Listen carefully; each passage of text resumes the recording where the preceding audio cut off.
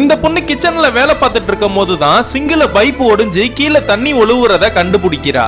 கீழே ரொம்ப நாளா தண்ணி லீக் ஆயிட்டே இருக்கு, அதனால பிளம்பரை கூப்பிடுங்கன்னு ஹஸ்பண்ட் கிட்ட சொன்னா அத ஒரு பெரிய விஷயமாவே எடுத்துக்காம அப்பாவோட பர்த்டே வருது, அதனால நிறைய பேர் நம்ம வீட்டுக்கு வருவாங்க, நீதான் வரவங்க எல்லாரையுமே கவனிக்கணும், அப்பாவோட பர்த்டேவும் செலிப்ரேட் பண்ணணும்னு அவங்க கிட்ட பேசிட்டு இருக்கான். அன்னைக்கு இவன் சொன்ன மாதிரியே இவங்க வீட்டுக்கு நிறைய ரிலேட்டிவ்னா வர ஆரம்பிக்கிறாங்க. இவனோட பெரிய அத்தை கிச்சனுக்குள்ள வந்து ஏதோ ஒரு ஸ்மெல் அடிக்குதேன்னு கிச்சன்ல உள்ள எல்லா டப்பாவுமே திறந்து பாக்குறாங்க.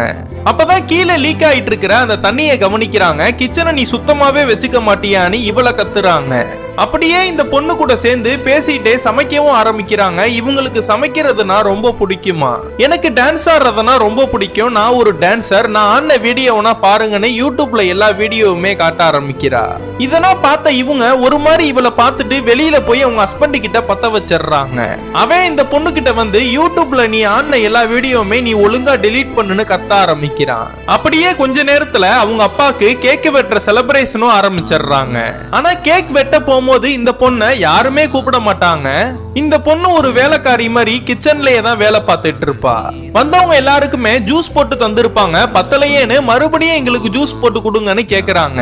இந்த பொண்ணு சிங்கில ஒழுவுன அந்த தண்ணியை எடுத்து கிளாஸ்ல ஆளுக்கு கொஞ்சம் கொஞ்சமா ஊத்தி கொடுத்துறா. இதெல்லாம் பார்த்து ரொம்ப கோவமா ஹஸ்பண்டும் மாமனாரும் கிச்சனுக்குள்ள வரப்ப அந்த சிங்கில லீக் ஆன எல்லா தண்ணியுமே எடுத்து ஹஸ்பண்ட் மேலேயே ஊத்திடுறா. அதுக்கப்புறம் கொஞ்ச நாள்லயே அவனை டிவோர்ஸ் பண்ணி அவ பேஷனை நோக்கி ஓட ஆரம்பிச்சிடுறா.